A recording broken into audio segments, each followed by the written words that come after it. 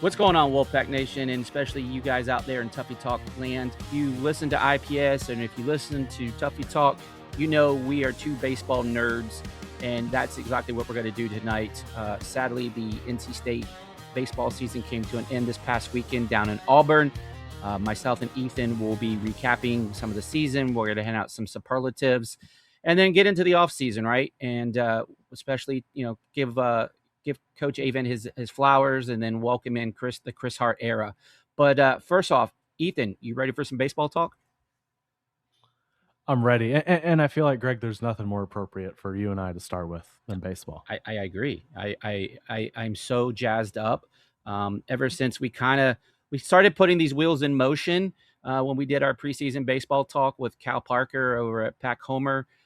Those guys do a great job, but I think we're going to get a little bit more baseball content going now that we have you on the team, and I couldn't be more excited about this. Any baseball is great baseball. More baseball is great baseball. If you want to talk baseball in the middle of a football game, please, I'm all ears. You and I will be breaking baseball news to each other, I think, from here to eternity. So 12 months a year. 12 months a year, right? I mean, and that's with all college sports, and we'll get into this, but these sports go year round now. Now that you have these fall balls and, you have the portal season, and then you have the high school prep, recruits coming in. There's always something in every sport, but I especially like it when we have it baseball talk. But let's get into it. Let me ask you this question to start off with. As a whole, for the NC State baseball team, was this a successful season? Met expectations? What do you think? And then I'll give you my thoughts on it. I don't think so. Which part? You don't think so? That it was a successful? I don't season? think they met expectations. Met expectations. No, I don't think they met expectations. I mean, this was a team that came into the year top 15, I want to say, on D1 baseball. Mm-hmm. Top 4, maybe 5th in the ACC in the coaches poll. Mm-hmm. And I think expectation among the fan base was at a pretty high level. And you came up short of that, obviously, for various reasons, and we'll get into those. For various reasons, and to me, that's kind of what I go to. Like, I don't know that I would necessarily label this a failure. Like, making the base tournament in baseball is hard. It's not like making a bowl game. Right. It's not like making the basketball tournament where it's like, man, can we even get to 68 teams? Yeah. Like making the tournament in baseball is legitimately hard. And so just making it alone is an accomplishment. Now, does that make it a success? No, I don't think it does. But you fell short of expectations. As you said, there's reasons for that, and certainly reasons that we're understanding of, while also saying, you could have done X, Y, and Z better. Yeah. So, the Pac-9 ends their season 32-24. That's a 571 win percentage. They went 14-16 in the conference, finishing 9th. And then we kind of got, touched on it just gently there. We went 0-2 in the Auburn Regional for the second time in a row. Our season ends in Auburn. To your point, right? Like, the season just had a lot of hope. You kind of laid it out there with where, some of the prognosticators kind of had us pinned, where they thought we would finish. And this squad, right? This junior class, because I always like to, for baseball, I always base it on the junior class, right? Because that's always your draft eligible year. And so you always look, okay, what is that junior class going to look like when they come in as freshmen? And the take on it was this was going to be the year that we thought Omaha was going to be in our sights. You brought back all the pitching, that freshman class, by the way, of pitchers was really good, really strong. And you thought, okay, they got there a year early, as their freshmen, it had a nice mixture of veterans and freshmen, and it had the right combination. And then last year kind of just, I thought the squad was good last year. But again, didn't meet expectation. And then this year just felt like, okay, this is the run, right? Yeah. Yeah. And to be honest, like, I feel like this happens with football a lot, where it's like, okay, you feel like this is your year. This is an opportunity. This is a chance to make a big run. And it doesn't, sometimes things go wrong, or other teams end up being better than expected, and you're not able to make that happen. And that's why, to me, when you do have an opportunity to make a run, it's important to take advantage of it. And we saw that in 2024. Mm-hmm. You didn't necessarily, as you said, you didn't necessarily expect that to be this is an Omaha team, and Right. they were what, the 10th overall seed Mm-hmm. in the country that year. That was a surprise, but they took advantage of it. They made a run. They got there. As you mentioned, again, I kind of go back to last year where it's like, man, that really feels like your missed opportunity. As this season unfolded, I don't know how much opportunity was really missed. I don't know where you were going without Jacob Dudan and Ryan Marone. I mean, you had, poor Sherman Johnson's looks like he needs to get wheeled around in a wheelchair out there, still gutting it out. And that was your best hitter down the stretch. Absolutely was. The time that Mikey Ryan missed. Dalton Bargo was never really the same after his injury. After Richmond, I don't necessarily look at this season and say, hey, this was a missed opportunity. You thought that going in, but it didn't unfold that way. Right. And so that's when you go back to last year where it was like, hey, you had an ACC title in front of you. You stayed healthy for the most part. Mm-hmm. You had some opportunity there. This year, everything broke wrong. And as a result, it wasn't a great year, but again, how many teams would have had a great year in this position?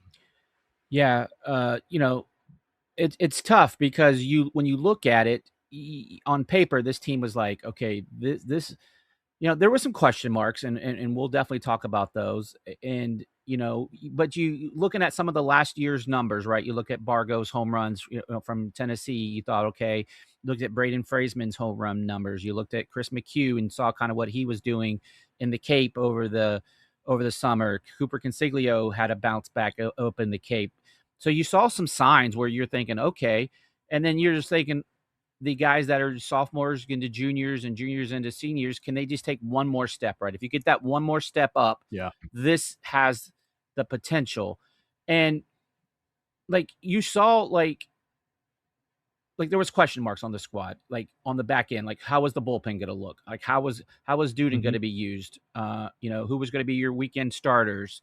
Who was going to be your closer? And that was a position that never really did get figured out throughout the season, right? So to me, there was like three positions where you just didn't get what you were hoping for, right? And that was, to me, that was the closer, your right fielder, your DH, and then you can maybe even throw in your catcher. Kind of give me your thoughts in those areas.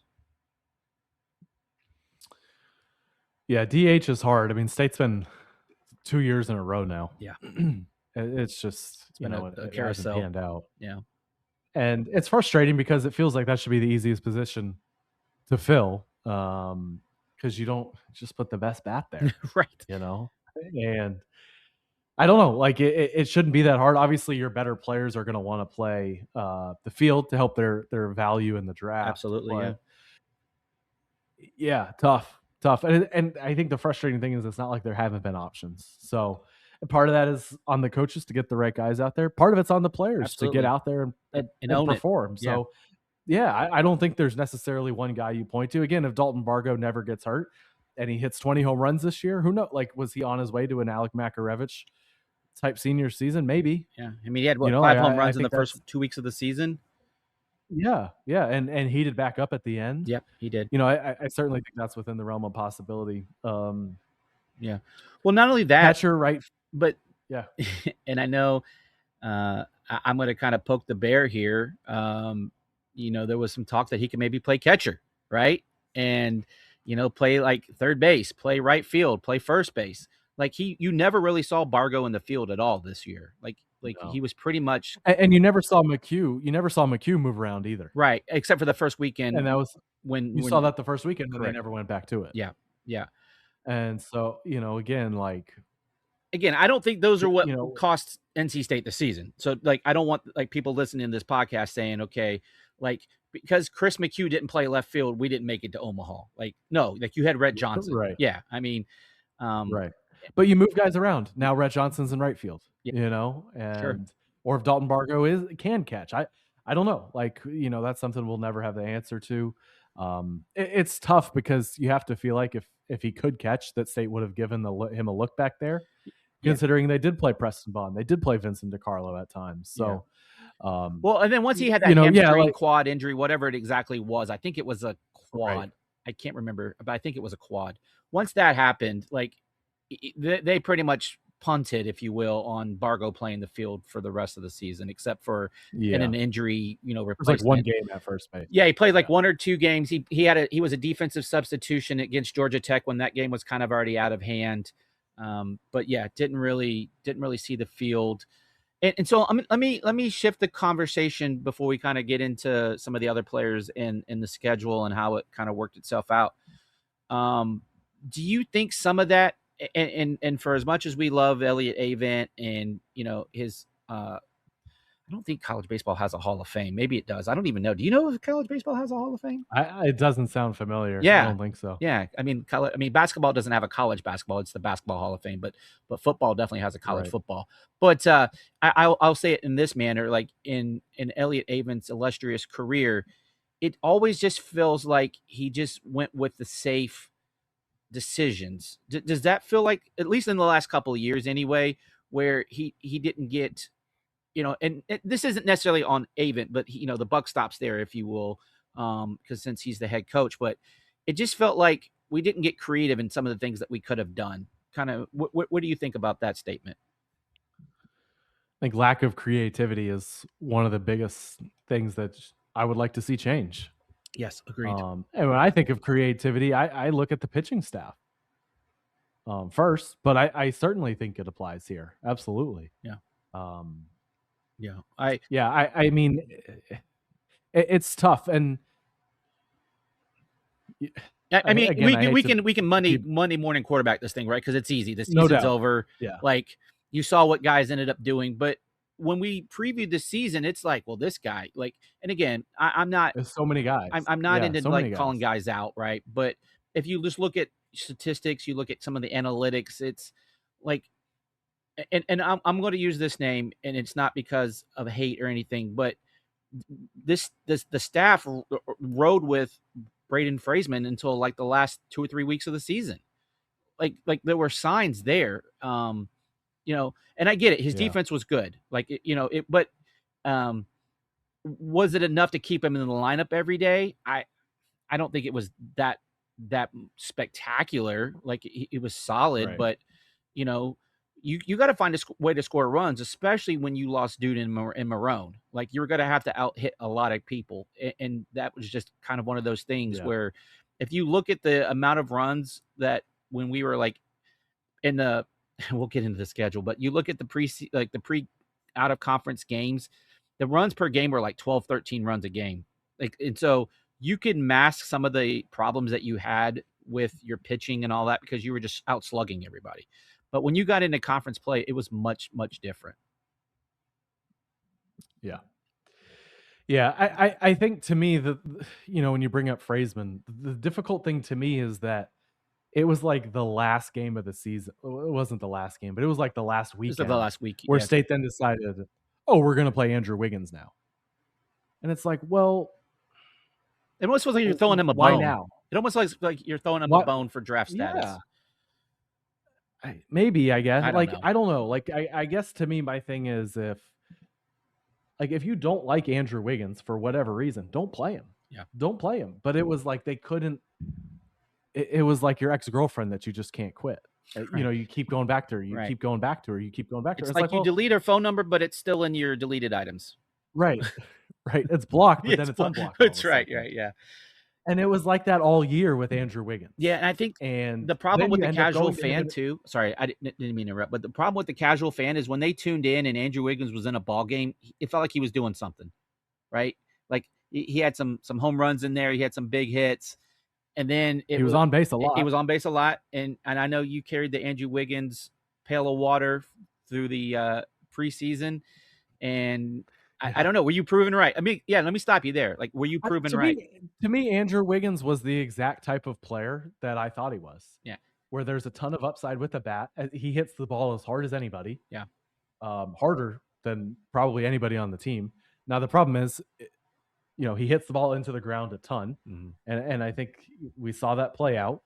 I want to say it was a 67% ground ball rate, which is somehow inexplicably higher than it was at Indiana when you were like, hey man, you got to get this down. But do you think that's just because there's better players, better pitching in the ACC than the Big Ten? Yeah, I'm sure that's part of it. Yeah. But it was also, again, like I wanted Andrew Wiggins in the lineup for his ability to get on base. It was a 20% walk rate, fourth on the team with a 449 OBP, and his upside with power. Like as hard as he hits the ball, if he puts the ball in play, there's the possibility of an extra base hit, of a home run. He hit 6 home runs this year, which was his career high. He had 7 coming in. He only had 2 doubles, but again, the pop that he gave you in 89 at bats, yeah, and he's flawed defensively, 100%. I get it. I would have had him at DH all year. Like that was something I said coming in. And so, yeah, was there a little bit of swing and miss? Yeah, it was a 27% strikeout rate. They're a little high, but again, it's only 89 at bats. Like 4 at bats without striking out, and it's going to drop a percent, like 5%. So, yeah, to me, Wiggins was the exact type of guy that I expected him to be, and he's not everybody's cup of tea. I totally get that. If Brayden Freeman has a good year, you're probably not even having this conversation. No. If Dalton Bargo has a good year, you're not even having this conversation. But I think what he gave you producing all year in an in and out role where I don't think State just said, hey, here you go play. We're not going to pinch hit for you or anything for like just a week. That never happened. He was State's best player down in Puerto Rico. And then they come back and he's on the bench. Yeah. And you're like, well, what are we doing here? Yeah. So, again, like you said, is this the difference between State, winning 14 ACC games and winning 18? No. But, could it have gotten you to 15? Maybe. Could it have gotten you to 16? Could you have,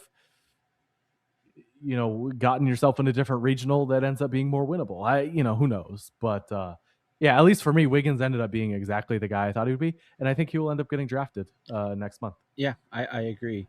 Yeah, so you touched on, Puerto Rico, and, you go 2-0 down there, don't get to play the third game. Come home, start the season. I think we'll talk about this when we get to Chris Hart, when we kind of get to the Chris Hart era beginning, but like the scheduling has to get better. Like I know that you've pounded your chest on that one. I would love to just go, because NC State in the last at least 3 or 4 years that that recent memory, like I'm sure it's maybe happened before then, we haven't played a true road series out of conference in gosh knows how long. No, they haven't played an SEC. Actually, they played Alabama last year down in Jacksonville. Yeah, but that was neutral. I'm talking about like a true. It was neutral. Yeah. I was just saying pure SEC. They played Alabama and Ohio State down there. Correct. Before that, it was pre-COVID. Yeah, I think it was the week before the season got canceled, or maybe it was 2 weeks before the season got canceled. Yeah, back in 2020, they played up in Minnesota. A couple of Big Ten teams, I think. Yeah, but Big Ten, I mean, again, but they're neutral site. Like, I'll take anything. Yeah, I'm not. I don't judge. I'll take anything at this point. Yeah. So Alabama, that was the first game you played Alabama in February 2025. You went 5 years in between playing non-conference games. Meanwhile, you played them in Omaha. You played them in super regionals. Mm-hmm. I don't know how that's possible. You weren't playing other Power Four teams. You're not playing Big 12 teams. You're not even playing ACC teams and non-conference games. Yeah. Like Greg, when I'm hiring a coach, I would straight up not hire somebody who's not going to put together a real non-conference schedule. Like, to me, like you just hurt yourself so much. But do you play the card? But do you play the card because the ACC is so good? When you get 19, now granted they fell apart in the. But there's just no benefit. But there's no benefit to it. Yeah. There's no benefit to beating up on Princeton. I don't even remember who else State played. Lafayette. Well, they lost to Lafayette. There's no benefit. Yeah, they lost to Lafayette, and they lost one to Princeton. Yeah. There's no benefit. Yeah. There's just not. You don't learn anything about you. I mean, we look at all their stats. They just padded stats. They padded stats. And we thought there was a possibility they missed the tournament because of RPI. Why was your RPI bad? Because you played those teams. Right. And again, it applies to the other sports. Look at what Westmore has done. Mm-hmm. Why are they a higher seeded team? He challenges his team. Every single year. He challenges his team. Absolutely. There's no throwaway games on that schedule. None. No, because None. even when you thought the Rhode Island game last, we'll touch basketball and then get back to baseball. We promise. But even Right. when you played Rhode Island, thinking, "Oh, that's a throwaway But game at home," you go lose, and Rhode Island was a really good you team. lose, but that was a tournament team. Yeah, It was a good team. yeah, And so to me, there's no upside. Look at what Troy did this year. yeah, Troy played the second. It was one of the 5 hardest schedules in the country. yeah. They were barely over 500. You have to be over 500 Well, to and make the that's why tournament. they got in over Mercer, right? Because that Yeah, was the whole yeah. argument. Like, but And I think Troy was 32-29, and Mercer was 44-12 yeah, or something like that this year. but played Like, nobody.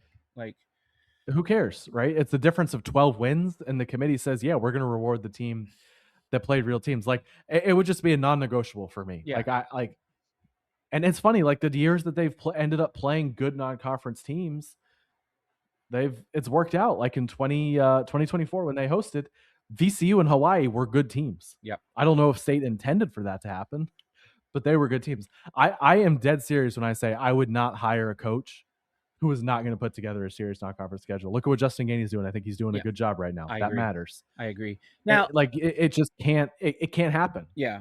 I mean, State did play a couple non-conference games that were against tournament teams. They played Liberty, they played ECU twice, and they played Coastal. Yeah, the midweeks are fine. The midweeks are fine. Yep. Yeah, the midweeks are fine. And you're going to pull good midweeks because again, the Carolinas are so rich in college baseball with talent and good programs. So I'm okay there, but I'm with you. Like, we did not play one in the non-conference weekend, and that's including Puerto Rico. We did not play one tournament team.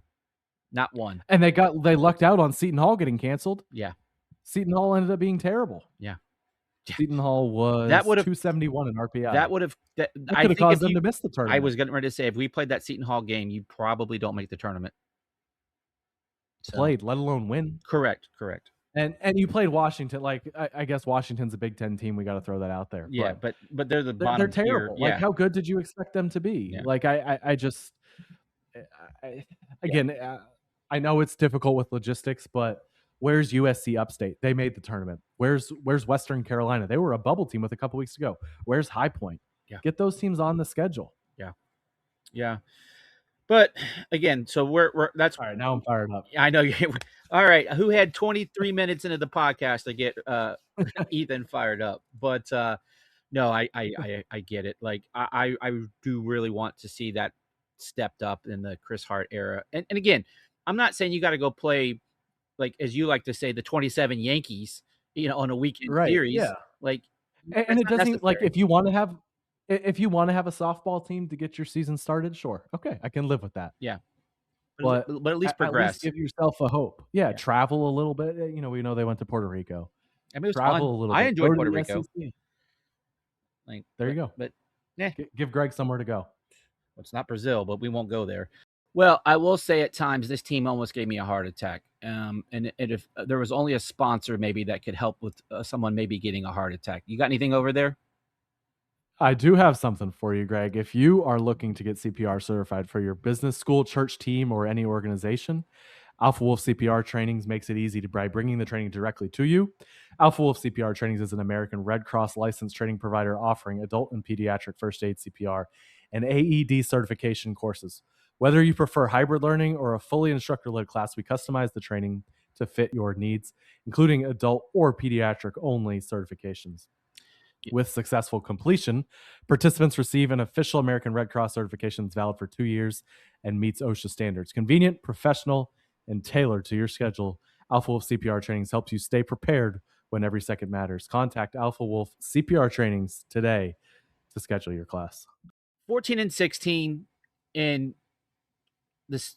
Well, I mean, on paper, it was the second toughest conference. I don't know, if you're going to count the tournament as part of that argument. Like, basically only one team advancing, and it's hard. Like, when you get to post, it's hard when you get to regionals, and it's about matchups and teams that are hot. You saw what Milwaukee did in the Auburn Regional. They were a below 500 team for 3/4 of the season. So you just get on a heater and get some good matchups, and off you go. But State played a really tough ACC schedule, and this is kind of where I was going with it. So even when you see a 14 and 16 record, it's not all 14 and 16 records are created equal. in the way the ACC kind of runs through their schedule. State played 7 or 8 of the top ACC teams in the part of the weekends? 7 of the, yeah. Yeah, because Virginia was the 8 seed. They didn't play Virginia. Gotcha. Yeah, and then we ended up 9, and then 10 was Notre Dame, or 11. I can't remember, but I can't remember. But anyway, that being said, State arguably played the toughest ACC schedule, and I think they were rewarded for that, right? Even going 14-16 in the conference play. I think that's why State made the tournament, not even in the last 4, and I think that's exactly why. Yeah. 14 wins. Yeah. Is a good number, right? Like, and I know people were like, oh, during the season, it was like, oh, you got to get to 15. And I was kind of the one saying, no, like 14 might be good enough. Right. Might not, but it might. Yeah. And so doing it against the 7 best teams in the league, you didn't get to play. This is the question I would ask you. Take UNC, Georgia Tech, and Florida State, who you played 2 of them on the road, 1 of them at home. Mm-hmm. If you replace those 3 teams with Boston College, Boston College, Clemson, Cal, and Louisville. Cal and Pitt. Yeah, Louisville. Yeah. Any of those 3 teams, are you getting 3 more wins? Oh, yeah, you're getting the wins, but your RPI is not going to be there. 3 more wins. Yeah, but I don't. Well, no, I don't know. I think a 17-win ACC team would get in. But as we saw with Boston College, Boston College had a lot of issues, but they had 17 ACC wins, and so that was fine. But that's kind of my thing, is like that strength of schedule matters. It does. Like, if you're not going to win 17 games, the strength of schedule matters. Yeah. Yes, agreed. And that's asking. I mean, 17 in the ACC is hard, and so getting there at 14 wins. Yeah, what do we have last year? 18, 19? I think it was 19. I want to say it was 17 and 11 off the top of my head. Okay. Yeah, I know we had a couple canceled last year, but yeah, it's just one of those conferences where it's a gauntlet every weekend, and you're going to face some of the most premier players. You're going to see it here next month in the MLB draft. You're going to hear a lot of ACC names. I mean, there's just so many good players. But where do you want to go here? Like we kind of touched on the like, oh, here's one point I wanted to bring up. Like, not one ACC road series win this year. Like that's that you had a couple opportunities. Yeah. I thought that was going to be. I look at the Stanford and the Virginia Tech series. Yeah. And I think you might push back here, but I would even argue the Wake Forest game. You had a chance in game 2 had you managed that a little bit better, had you not left Coop out there, because you'd cut it down to like 1 or 2 runs at one point. Then what does Sunday look like? Yeah. I mean, you go out and get a win because you won an extras.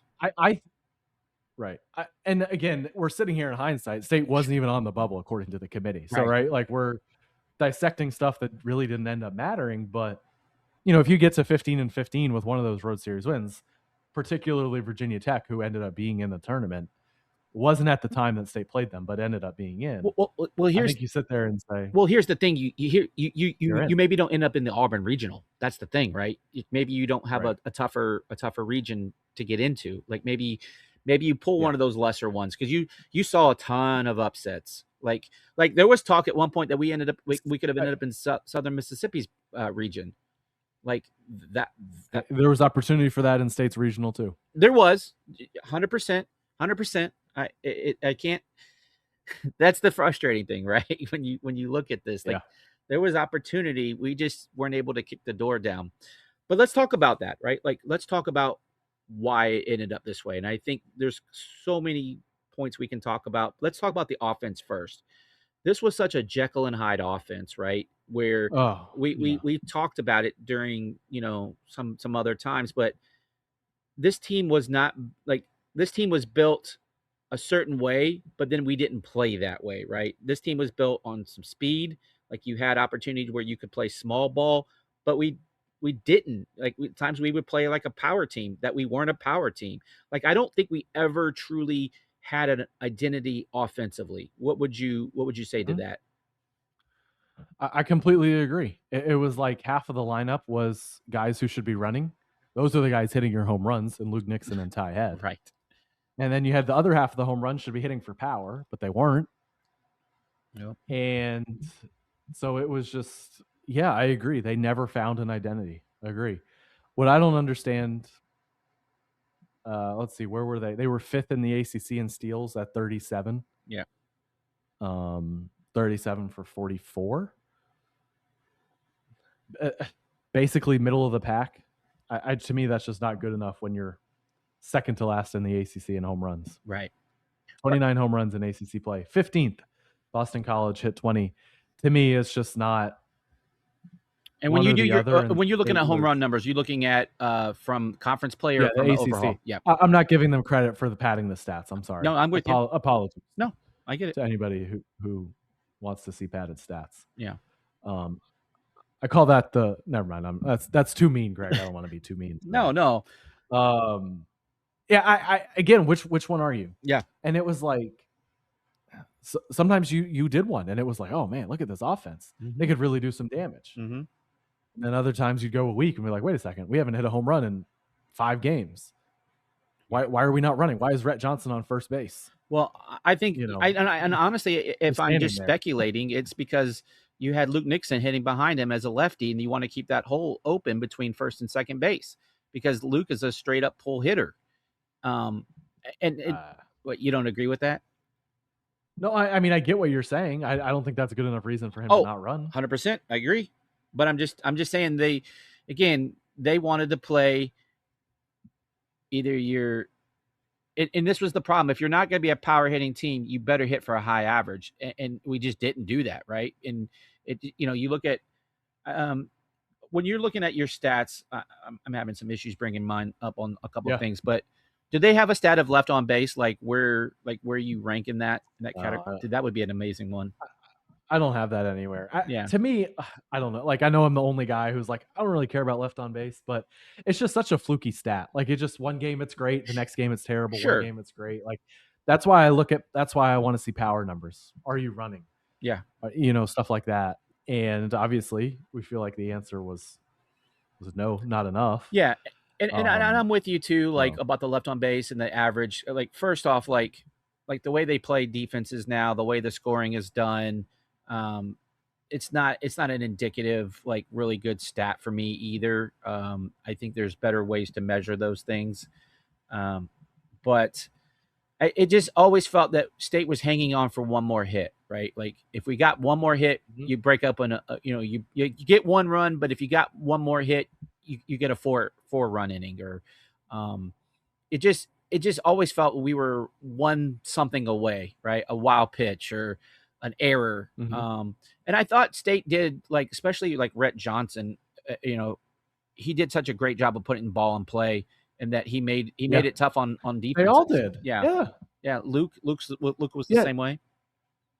Ty Head. Yeah. I mean, Ty Head had a 9% strikeout rate this year. I mean, you had a couple of those guys where it was like they never strike out. I mean, here's your strikeout rates. Rett Johnson 7%. Yeah. Ty Head 9%. Luke Nixon 14%. Sherman Johnson 14%. Obviously, Johnson and Head are elite numbers. Yeah. But even those, Nixon and Sherman at 15%, like, those are solid numbers. Mikey Ryan, with the power he gave you, was at 16%. So I'm going to guess like Lanphier. What was it? Lanphier 16%. McHugh 16%. That was actually better. I mean, I hate to see. Look at Freeman. So it was probably 29%. Freeman was 23. Wiggins was 27. Those are total, though. Total, yeah, they're not 19, conference. Yeah, yeah. So I'm including the stat padding here. Yeah, if we filter out the this is the stat padding, anti-stat padding podcast. Yeah. ACC play, Freeman, Wiggins were both 29%. Hey, I said 29. Yeah. McHugh was 21. Mikey Ryan was 21. Lanphier 20. Yeah. Bargo 20. And so on. Sherman 19, for 18. For listeners out there, what would you tell them is a good strikeout rate? Anything under what?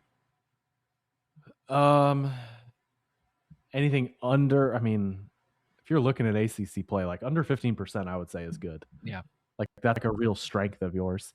I think in the teens, 15 to 18%, like, you can live with that.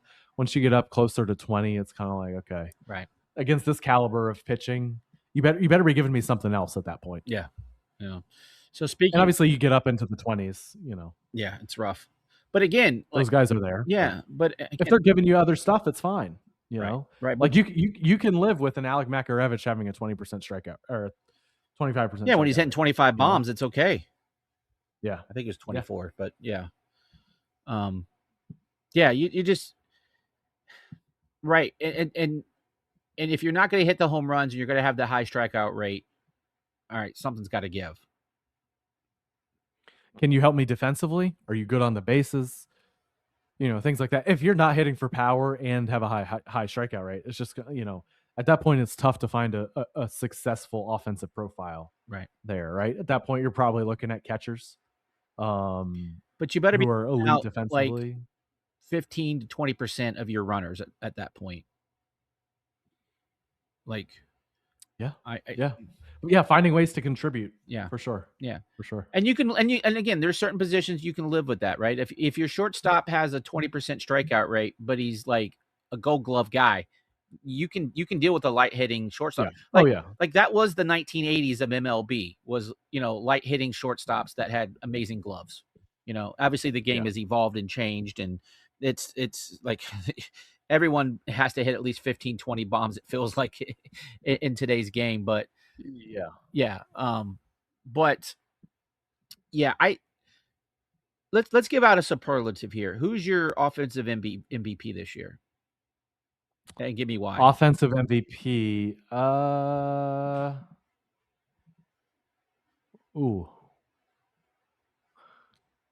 I'll go Rett Johnson. Okay.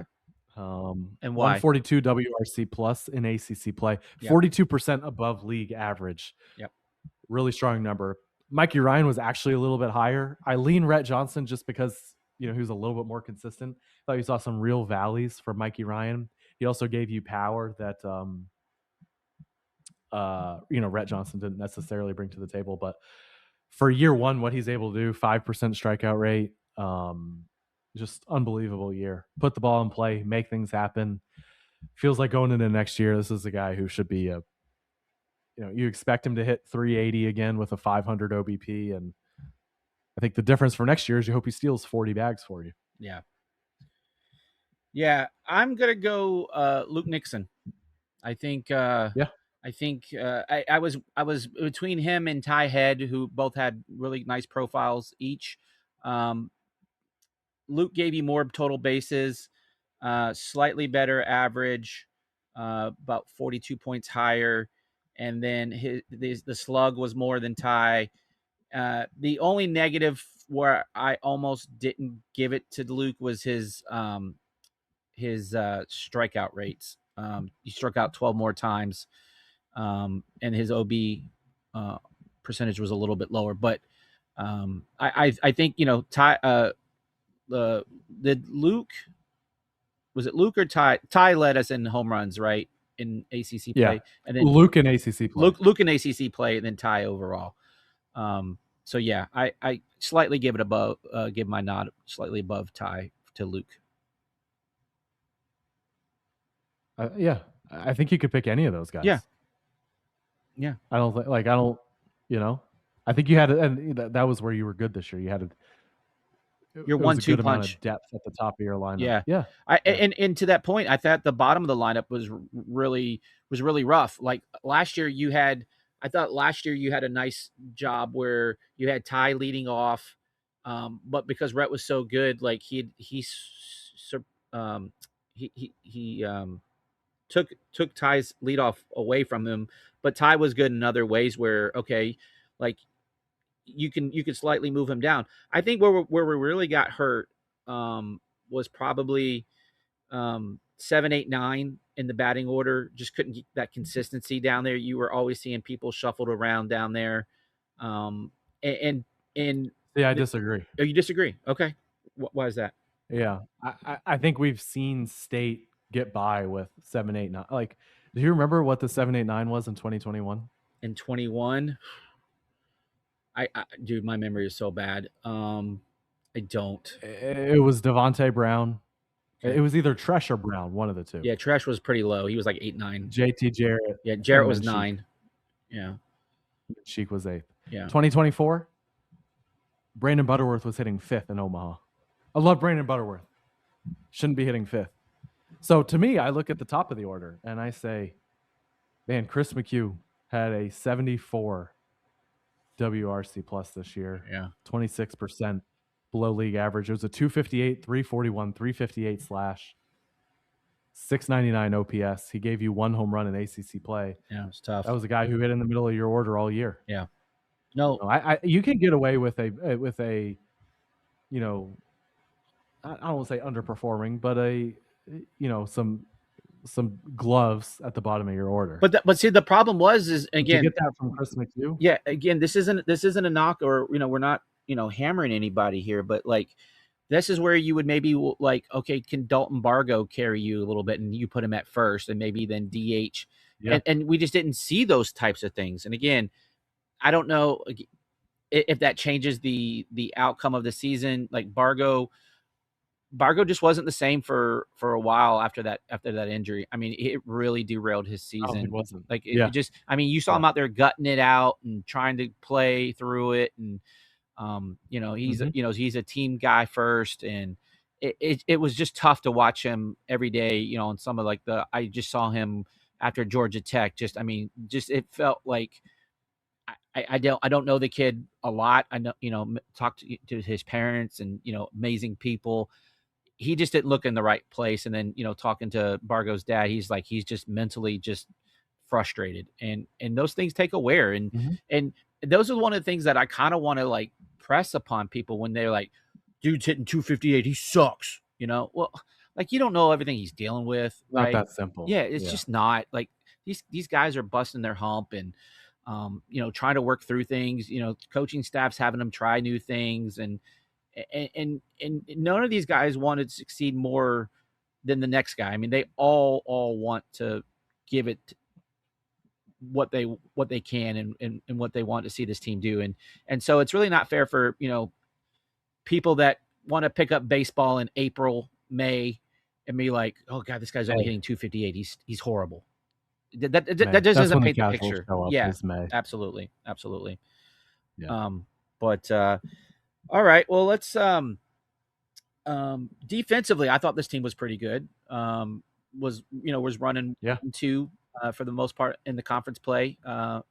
And you saw some guys struggle early, especially like Mikey Ryan, who really got good as he got more comfortable playing shortstop every day. Sherman Johnson too. Yep, I was getting ready to say that same name. So you saw guys really working on their craft and getting better as the season wore on. That wasn't, again, where this team faltered. Now, no, it was a good defensive team. I thought it really was. I mean, you had the no-fly zone out there with Ty Head made some amazing catches this year. I mean, he probably made a half dozen Sports Center worthy top 10 plays. Like that home run ball he robbed in Georgia Tech was just a thing of beauty. I think he had a couple of those this year, and then a couple of great diving. He makes it look effortlessly. I will say, he does. Yeah. And then you have he's a cool character, dude. He is. I mean, he's a baseball dude. I mean, he looks like a baseball player. Like he lives the baseball life. And then you have Rett Johnson throwing his body to the wind, not giving a damn. Like he'll run into a wall 100 miles an hour to try to catch a fly ball. I am definitely, as we talk about next year, excited to see what he can do out in center field. But all right, you want to move over to pitching? Let's do it. All right, go ahead. What do you got? Where do you want to start? Well, you got to start with the injuries, right? Yeah, I mean that was the storyline, right? That's the story of the season. It's what could have been, I think. Yeah. Even with these issues that we've discussed, it feels like if you had gotten in with Marone and Dudan ready to go, you had a chance against anybody. Yeah. And it just injuries happen. It's but not to your two aces. I mean, to say Dudan was number one or Marone was number one isn't fair to the other guy. I mean, they're that good. Right. Like either one of them can be your number one guy. I mean, before they got injured, they were being talked about. Top 2 rounds, 3 rounds of the MLB draft. And as it is, I still think they'll probably both go in the top 6 rounds. I don't even know how much, if any, they're going to drop. I think top 5. Yeah. I was being super conservative there, but I think my pushback would be like you should expect injuries to your pitching staff. It's just the nature of the beast. Yeah. And you look at the injuries that State's dealt with, even the years they've made it to Omaha, Mhm. you lose a weekend starter pretty much every year. Yep. Pretty much every year, you are going to lose a weekend Or a starter before significant the piece. season, during the season. Yeah. Yeah. You lost Matt Willison last year. Didn't throw a pitch for you. No, he You lost. Willison pitched last year. Oh, I'm sorry. He Sparingly. lost But 2024. 24, yeah. 24. He didn't throw a single pitch for you. Would have been your best pitcher. Yeah, and I go back to that year. 23. You had 22, 23. You had Sam Highfield deal with deal with injuries. Yeah, so it's part of it, right? And you're able to overcome it. And I shouldn't say you're able to overcome it, but you should expect it. You can You've gotta manage say, it a "Hey, little bit better. what Yeah. are we going to do if X, Y, and Z gets hurt?" Because you've got to know it's a possibility. It always is. Like Always that's is. just it's the nature of pitching. And I'm sure Ryan Marone and Jacob Dudan would be the first ones to tell you that. Mhm. So, it's something you got to be ready for. But losing two of those guys, man. Well, and here's a point. Since now we're postseason, I want to push back again on those casual fans that Dudan was throwing too many pitches. We're running off all our casual fans, Greg. I know. Well, maybe they'll come more seriously because we're serious about baseball. We got to say something to rope them in. Yeah. The Doak is awesome.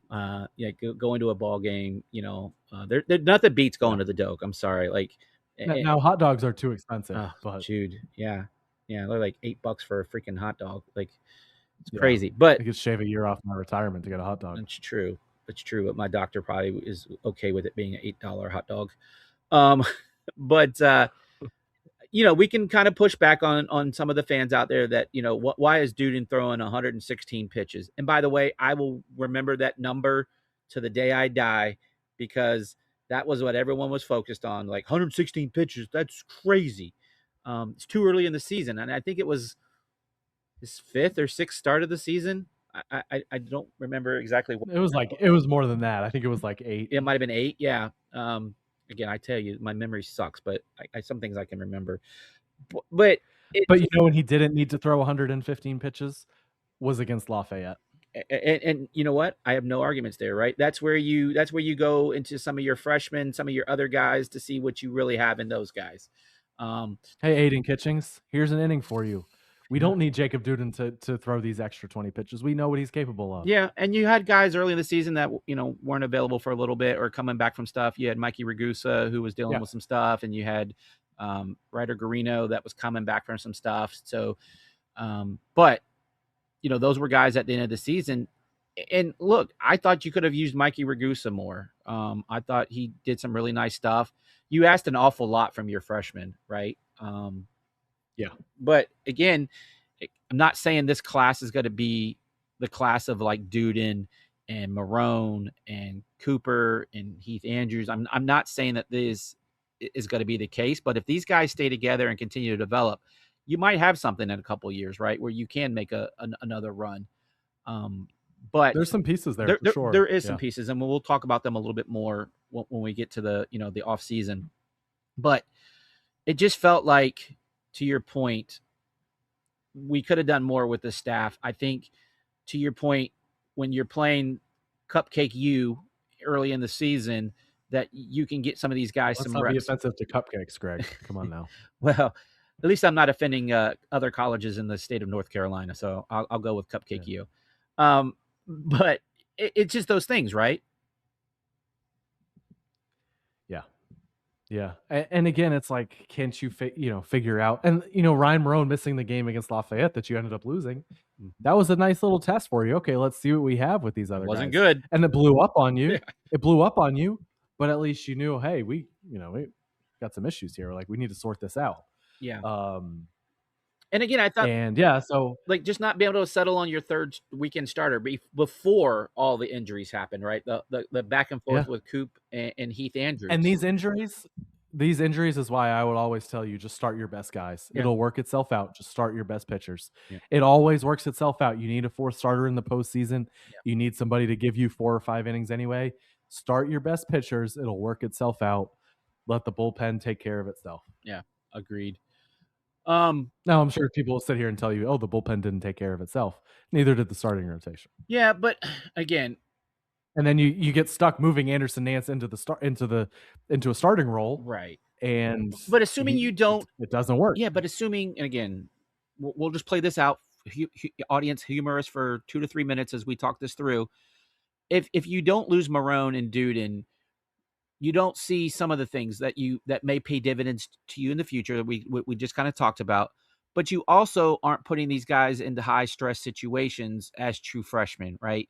You can ease them in, get them in an inning or two here, inning two there.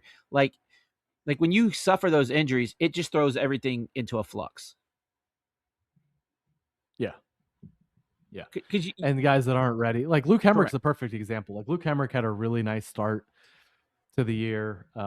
Really started to figure some things out in non-conference play. I think his last like 3 starts, he was dominant through 5-6 innings, and yeah, they were leaving him out there a little bit too long. And then all of a sudden it's, oh, by the way, Luke, we need you in ACC play. And it was just, right. it was too early for him. Again, and that's okay. There's nothing agree. wrong with that. 100% agree. So, but again, it's, much harder to win games that way. Yeah, but again, if he's your midweek guy, you can live with him as your midweek guy. Like that's a perfect way to get his feet wet, get some good reps, decent competition. Yeah. You're not, and pardon the pun here, you're not throwing him to the wolves, right? Like he's going to be able to get comfortable, and then when these guys are dudes, they're gonna bust their ass and play hard and do all those things, but it really throws off their rhythm when they're being inserted into the starting rotation. They're back to the bullpen. Like you really want to get roles set for your guys. And I felt because of the injuries and because of some other things, you saw guys never really define roles. Because like if you look at last year, right, you had Fritton. Well, who followed Fritton? Usually Nance, right? And then you had Marone. Well, Marone was Sunday, but you had Andrews on Saturday. Sorry, I said Marone on Sunday, but Andrews on Saturday.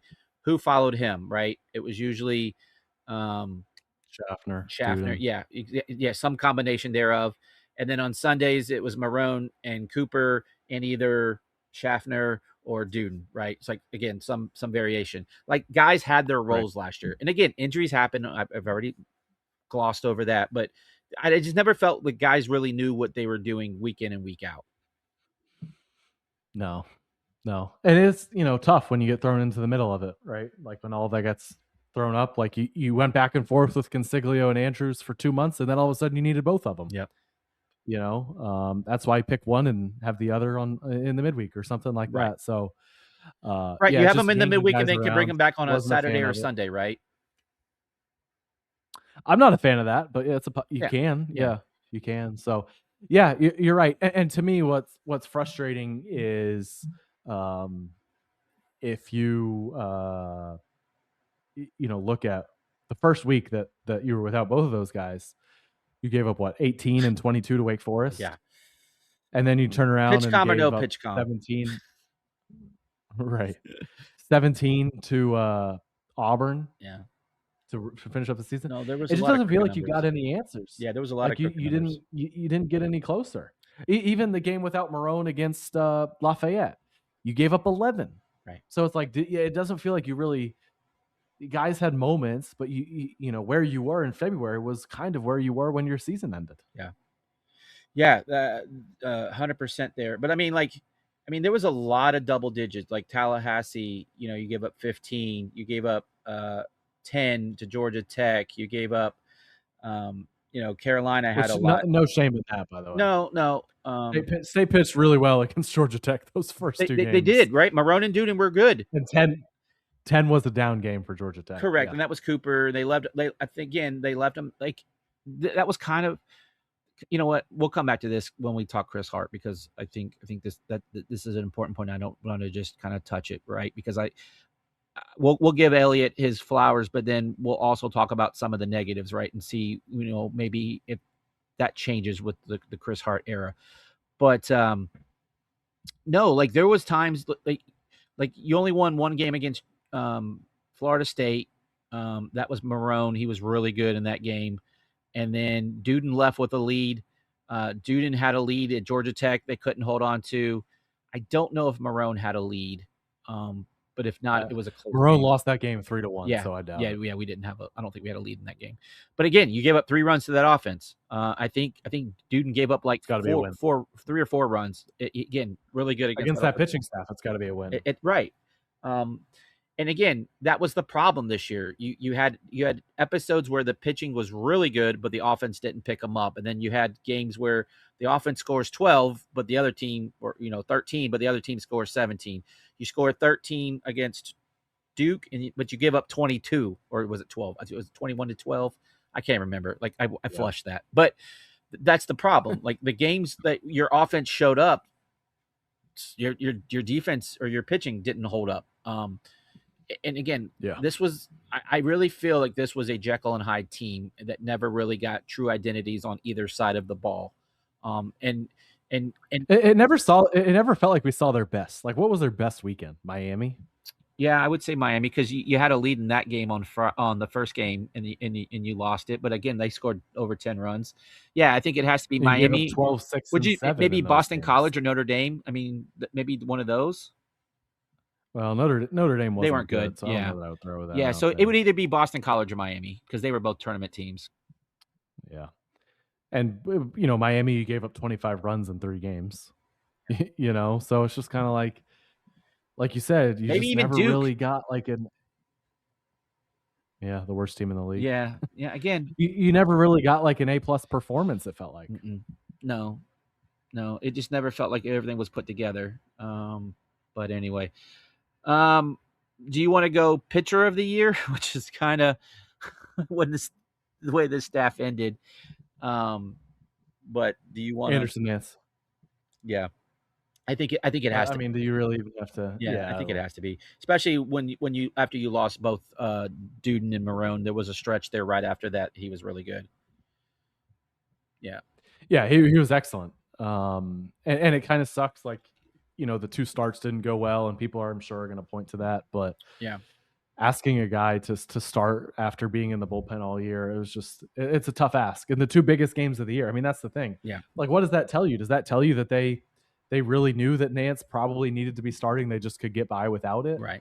And could use him in the bullpen. Like, do you give the staff credit though for finally putting him into the starting lineup? Now, you had mixed results in that, but like, do you give him because Elliott Avent, if nothing else, especially in the last couple of years in his twilight years, I guess we'll call it twilight years, seemed like a stubborn old guy that he was kind of stuck in his ways. Maybe somebody got to somebody. I mean, yeah, you wanted to see it, but it was also kind of too late. Mm-hmm. And you were just kind of like, it was like a panic move trying to salvage your season. And I really don't understand why it didn't happen halfway through last season. Yeah.